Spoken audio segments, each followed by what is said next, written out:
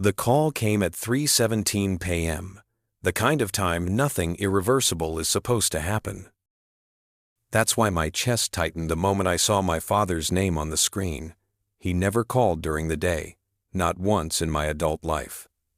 When I answered, his voice sounded stripped down, low, precise, like he was choosing words the way surgeons choose cuts. "Is your wife home?" The question didn't belong to a normal afternoon. "No, she's at work." Silence followed, thin, stretched. "Go to your daughter's room. Check under her bed. And listen carefully. Don't let your wife know you found anything." My throat tightened. "Dad, what is this about?" He inhaled slowly, like even breathing hurt. "I don't know what you'll find. I only know where she didn't expect you to look. Call me back after." The line went dead. No explanation, no reassurance, just an instruction that felt heavier than a warning. I walked down the hallway. Each step sounded louder than it should have. The house wasn't peaceful, it was alert, like something had already happened and was waiting to be noticed. My daughter's room smelled of lavender spray and crayons. Her drawings were pinned straight on the corkboard. Her shoes were lined up by the wall. Her bed was made, too perfectly. I knelt. My pulse slowed instead of racing. That scared me. I didn't want to look. I did anyway. The moment my fingers touched the edge of the box, something inside me shifted into place. Not shock, recognition, like my body had been bracing for this long before my mind caught up. The box was small, wooden, polished. It didn't belong there. My daughter hid toys behind the couch, not secrets under her bed. Inside was a phone, not hers, not mine. A spare, clean, suspiciously clean.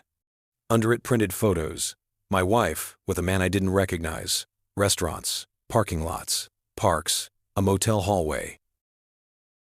No kissing, no explicit shots.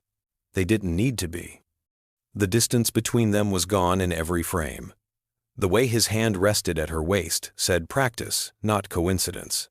This wasn't an affair fueled by impulse. It was scheduled, rehearsed. What hurt most wasn't the cheating. It was where she hid it. She buried her second life in our daughter's room because she knew I'd never search there.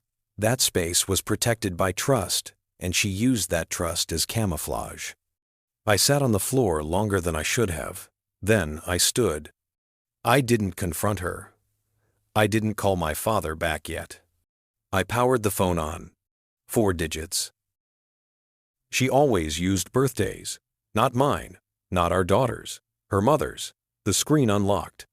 Messages, photos, locations, hotel bookings, transfers. A complete parallel life, backed up and hidden under a child's bed. For the next week, I said nothing. I watched. I listened. I gathered. Dates, times, patterns. Silence became my sharpest tool. She came home every night and kissed my cheek. I kissed her back exactly the same way I always had. Predictability disarms people. They stop paying attention when nothing seems to change. During that same week, I had already ordered divorce documents, quietly, professionally. Not out of rage, out of clarity. Then the DNA results arrived. The envelope was thin, white, clinical. She was mine, biologically. I waited for relief. It never came.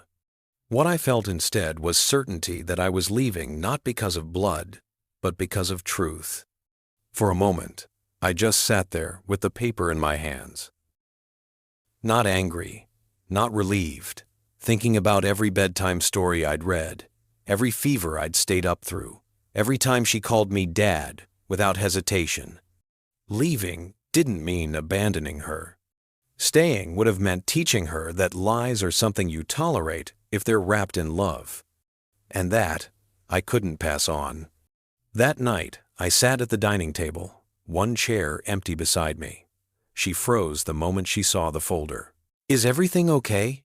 I slid it toward her. No explanation. Her hands shook before she opened it. When she looked up, her face was already collapsing. "Who told you?" I didn't answer. "What are you going to do?" I let the silence work first, then asked one question. "How long?"